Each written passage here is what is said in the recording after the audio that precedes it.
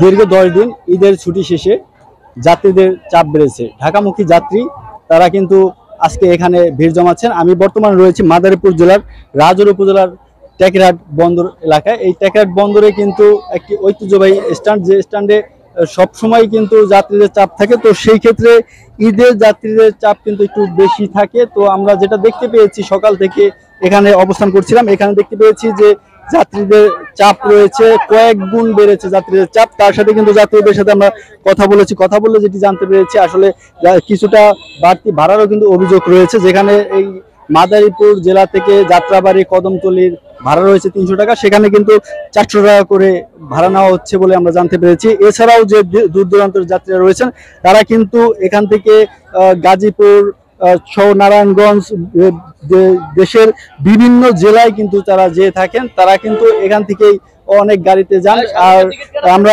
বিভিন্ন যাত্রীদের সাথে কথা বলেছি, তারা কিন্তু জানিয়েছেন আসলে তাদের যে বেগ পোহাতে হচ্ছে, তারা কিন্তু সিট পাচ্ছেন না, অনেকে আবার সিট পেয়েছেন কিন্তু অনেকটি বেগ পোহাতে হয়েছে, তাদের কিন্তু অতিরিক্ত ভাড়া গুনতে হচ্ছে।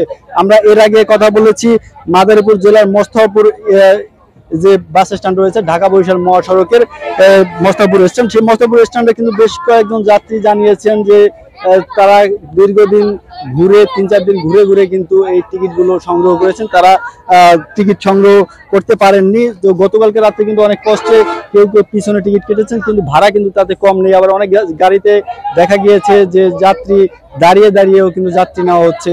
এছাড়াও যে ডাইরেক্ট গাড়িগুলো রয়েছে সেই গাড়িগুলো ছাড়াও কিন্তু এখানে দেখা যাচ্ছে যে লোকাল যে গাড়িগুলো রয়েছে সেগুলো কিন্তু বরিশাল থেকে ঢাকার উদ্দেশ্যে যাচ্ছেন। আসলে এই গাড়িগুলোর যে কাগজপত্র ঠিক আছে কিনা সেগুলো কিন্তু তদারকি হচ্ছে না। সেই গাড়িগুলো কিন্তু এই মাদারীপুর সহ বরিশালেও কিন্তু যাচ্ছেন, ঢাকা থেকে অবৈধভাবে তারা বরিশালে আসছেন, বরিশাল থেকে আবার অবৈধভাবে ঢাকার পথে যাচ্ছেন। অতিরিক্ত ভাড়া আদায়, অতিরিক্ত যাত্রী, অতিরিক্ত যে আয়ের চিন্তায় কিন্তু তারা এই গাড়িগুলো ছাড়ছেন এখান থেকে।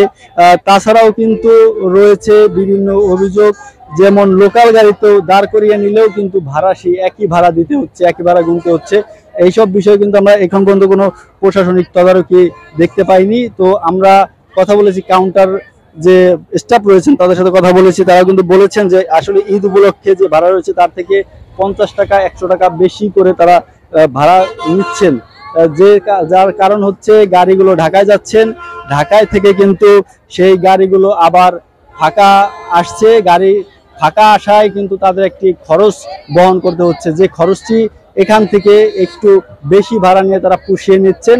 আর যে ড্রাইভাররা রয়েছেন তাদের সাথে আমরা কথা বলেছি, সেই গাড়ির চালক, এই চালকরা কিন্তু আসলে অতিরিক্ত যে স্পিড আছে, অতিরিক্ত স্পিডে কিন্তু তারা গাড়ি চালাচ্ছেন। তারা ঢাকা বরিশাল মহাসড়কে যে স্পিড রয়েছেন সেই গতি সীমা লঙ্ঘন করে কিন্তু তারা গাড়ি চালাচ্ছেন। এতে কিন্তু অনেককেই মামলা দেওয়া হচ্ছে, সেই মামলার প্রেক্ষিতে কিন্তু তারা অতিরিক্ত অর্থ গুনছেন, এমনটি আমরা জানতে পেরেছি।